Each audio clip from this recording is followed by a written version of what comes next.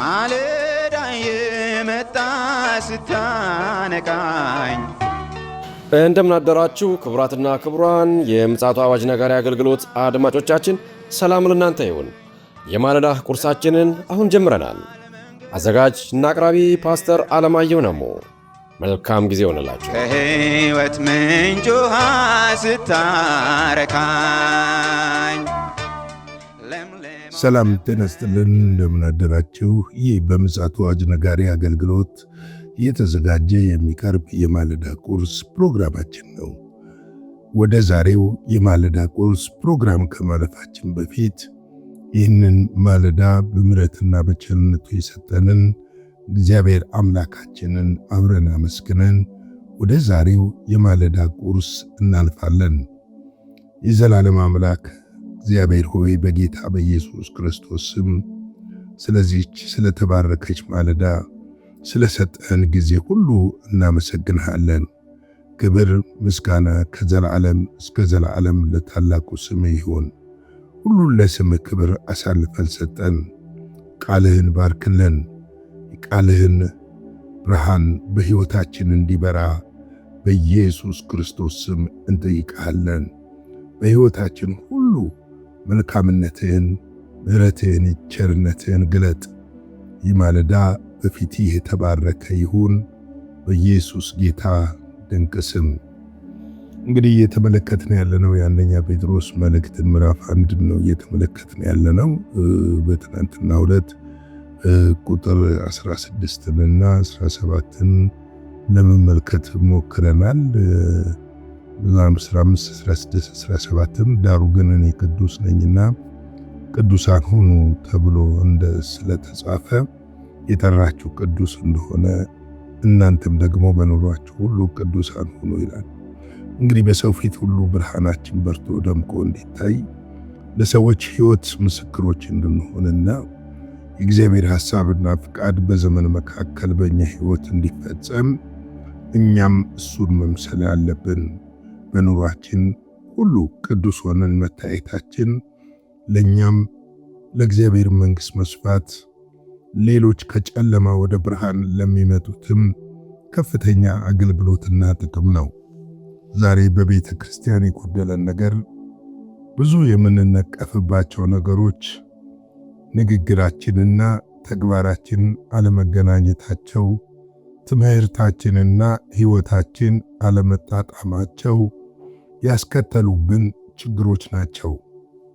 በሕይወታችን የምንኖረው ሌላ ሆኖ ስለ እግዚአብሔር ወይም ስለ ክርስቶስ ኢየሱስ የምንናገረው ደግሞ ሌላ ነው። ሰዎች ይህንን አይተው ወደ ቤተ ክርስቲያን ለመምጣት ድፍረቱ አይኖራቸውም። ብዙ ጊዜ በተለያየ ችግር እንኳን ወደ ቤተ ክርስቲያን ቢመጡና ለችግራቸው መፍትሄ እንኳን ቢያገኙ ከኛ ጋር ለመቆየት ይቸገራሉ። ለምን? እነሱ ከኛ የሚጠብቁት ነገር አለ። ክርስቲያኖች ናቸው፣ የእግዚአብሔር ልጆች ናቸው ብለው ስለሚያስቡ በኑሯችን ታማኞች ልንሆን፣ በሕይወታችን ታማኞች ልንሆን፣ ለሰዎች በረከት ምክንያት ልንሆን ያስፈልጋል። ስለዚህ እኮ ነው በመድረክ ላይ የምንሰብካቸው የምናስተምራቸው ነገሮች ሁሉ ወደ ሰዎች ልብና ጆሮ ስለሚገቡ የሰዎችን ልብና ጆሮ መንካታቸው ብቻ ሳይሆን በሕይወታችን ደግሞ ያንን የተናገርነውን ነገር ማየት ይፈልጋሉ፣ መመልከት ይፈልጋሉ። ለዚህ ነው አትስረቅ ያለ ሰው ሲሰርቅ ቢታይ አትስረቅ ማለቱ በሰው ዘንድ ትርጉም የለውም፣ መልካምንም ነገር አያሳይም። ለዚህ ነው ዳሩ ግን እኔ ቅዱስ ነኝና ቅዱሳን ሁኑ ተብሎ ስለተጻፈ የጠራችሁ እንደሆነ ቅዱስ እንደሆነ እናንተም ደግሞ በኑሯችሁ ሁሉ ቅዱሳን ሁሉ ሁኑ የሚለን። ለሰው ፊት ሳያደላ በእያንዳንዱ ላይ እንደ ሥራው የሚፈርደው አባት ብላችሁ ብትጠሩ በእንግድነታችሁ ዘመን በፍርሃት ኑሩ ይለናል። እንግዲህ ለሰው ፊት ሳያደላ ነው እግዚአብሔር የሚሰራው። እግዚአብሔር የሰውን ፊት አይቶ አያደላም። ነገር ግን ወደ እርሱ እንድንመጣ የጠራን ጌታ በመጨረሻው ዘመን ደግሞ በፍርድ ወንበር ፊት እንደምንቀርብም ልናውቅ ያስፈልጋል። ስለዚህ የምድር ኑሯችን የእንግድነት ኑሮ ነው። የእንግድነት ኑሮ ከዘላለም ጋር ሲታይ 85 ወይም 100 ዓመት ብንወስድ እንኳን ምንም ውስጥ አይገባም። ምንም ከብናኝ ውስጥ የሆነ ነገር እንደመፈለግ ማለት ነው። ምክንያቱም እግዚአብሔር የመረጠን የጠራን ለዘላለም ነው። ለዘላለም አብረነው እንድንኖር፣ ለዘላለም ከሱ ጋር እንድንሆን ነው። የተፈጠርንበትም ዓላማ ያ ስለነበረ ያ ዓላማ በሕይወታችን እንዲፈጸምና ከእግዚአብሔር ጋር ለዘላለም መኖር እንድንችል በእንግድነት ዘመናችን በዚህ ምድር እግዚአብሔርን በመፍራት በኑሯችን ሁሉ እግዚአብሔርን እያስከበርነው ልንኖር ያስፈልጋል። ኑሯችን የተቀደሰ የተባረከ፣ ለሰዎች ሁሉ መብራታችን በርቶ ደምቆ መታየት አለበት እላለሁ። እንግዲህ ዛሬ ደግሞ ቁጥር 18ና 19ን ቀጣዩን ክፍል እስቲ እንመለከተዋለን። ከአባቶቻችሁ ከወረሳችሁት ከከንቱ ኑሯችሁ በሚያልፍ ነገር በብር ወይም በወርቅ ሳይሆን ነውርና አዳፋ እንደሌለው እንደ በግ ደም በክብር የክርስቶስ ደም እንደተዋጃችሁ ታውቃላችሁ ሆይ ይለናል። ከአባቶቻችን የወረስነው ከንቱ ነገር አለ። ብዙ ከንቱ ነገሮችን ወርሰናል። አባቶቻችን የሚለው አሕዛብ አባቶቻችንን ወይም ደግሞ የመጣንበት መስመር፣ አንዳንዶቻችን ከጣዖት አምልኮ፣ አንዳንዶቻችን ከሃይማኖተኝነት ከሬሊጀስ፣ አንዳንዶቻችን ደግሞ ምንም እምነት አልባ ከሆነ ማህበረሰብ መተን ሊሆን ይችላል። ከከንቱ ኑሯችሁ ይላል። ከንቱ ኑሮ የሚለው እግዚአብሔር የማይከብርበትና እግዚአብሔር የማይታይበት የእግዚአብሔርን ልዕልና ሊገልጽ የማይችል ኑሮ ሁሉ ከንቱ ነው። ስለዚህ ያንን ከንቱ ኑሮ ልንተው ያስፈልጋል። ምክንያቱም በማያልፍ ነገር በብር ወይም በወርቅ ሳይሆን በሚያልፍ ነገር አይደለም የጠራን እግዚአብሔር። የብር መስዋዕት አቅርበን አይደለም፣ የወርቅ መስዋዕት አቅርበን አይደለም። ተመልከቱ፣ ሰዎች ጣዖት ሲያመልኩ ወይ የእንስሳ ወይ የብር ወይ የወርቅ ወይ የገንዘብ የተለያየ ስጦታ ለዛ ለጣዖቱ ለጥንቆላውም ቢሆን ሊያቀርቡ ይችላሉ። እኛ ግን ያንን አቅርበን አይደለም። በዛ አይደለም ሄድን ነው። በሚያልፍ ነገር አይደለም ሄዳን ነው። በማያልፍ ነገር ነው። በማያልፍ ዘላለማዊ በሆነው በዛ ነገር ነው ሄዳን ነው። ስለዚህ በማያልፍ ነገር በእግዚአብሔር በአምላካችን ፊት የዳንበትን የከበረውን ነገር ሁልጊዜ እንድናስብ ሊያደርገን ይገባል። ዛሬ ለብዙዎች ከክርስቶስ ይልቅ ወርቅ ወይም ብር ጣዖት የሆነባቸውና ብዙዎች ሳያውቁ በብር በወርቅ ፍቅር ተነድፈው የብርና የወርቅ አምላኪዎች የሆኑበት ዘመን ላይ ነው ያለነው። እስቲ ዝም ብላችሁ አስተውሉ። ቤተ ክርስቲያን ውስጥ ሰው ለምን እንደሚጣለው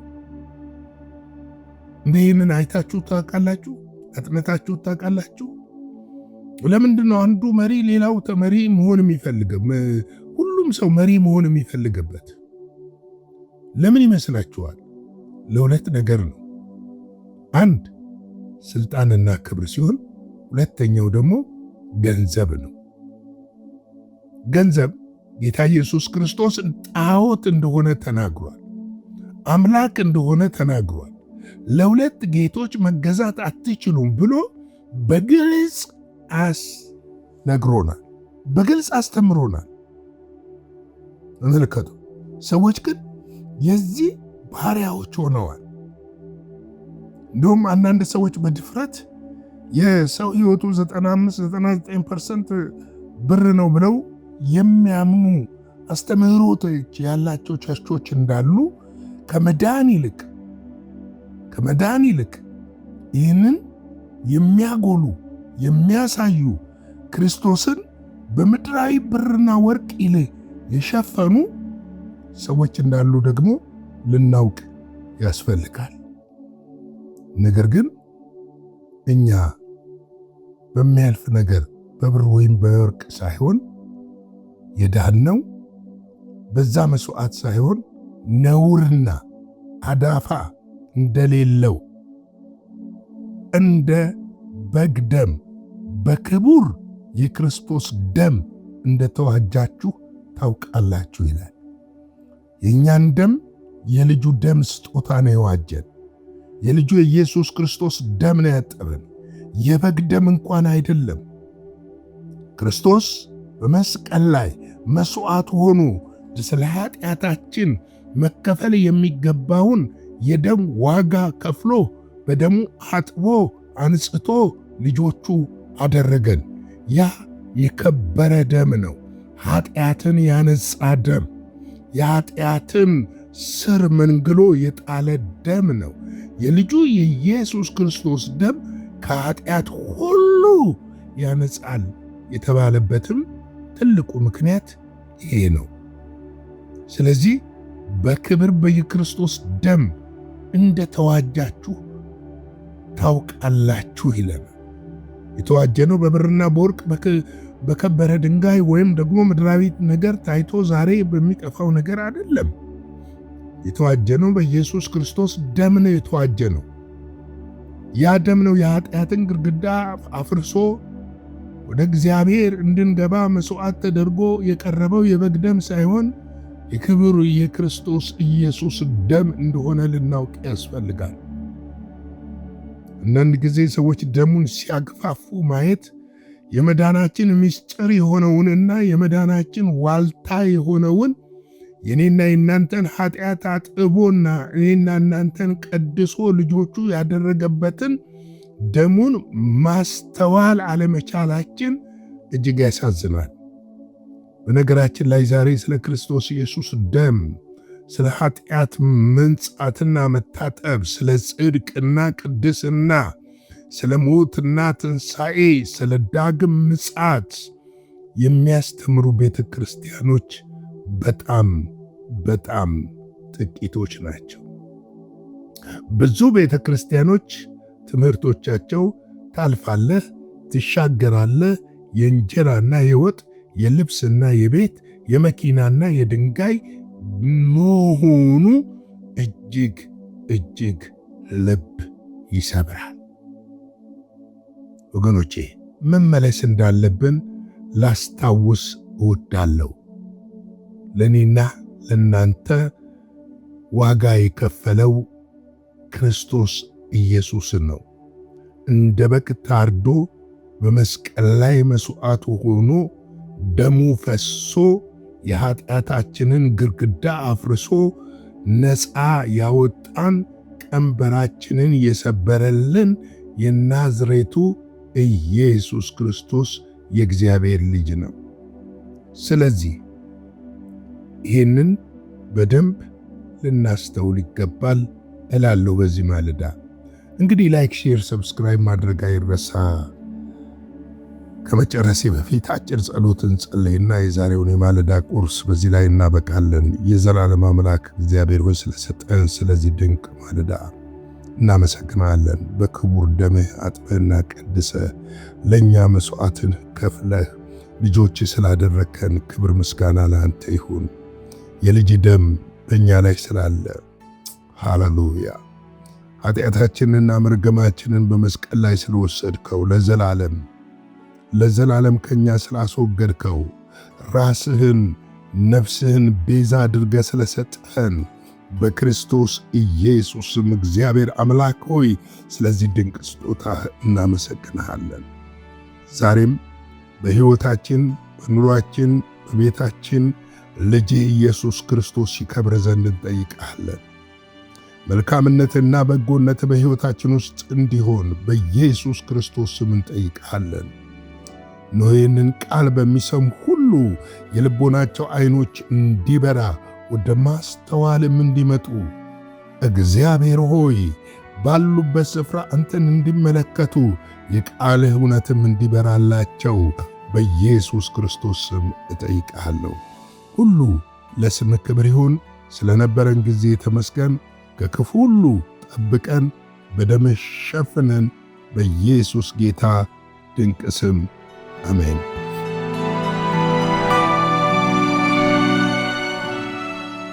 በነበረን የመልእክት ክፍለ ጊዜ እንደተባረካችሁ ተስፋ እናደርጋለን።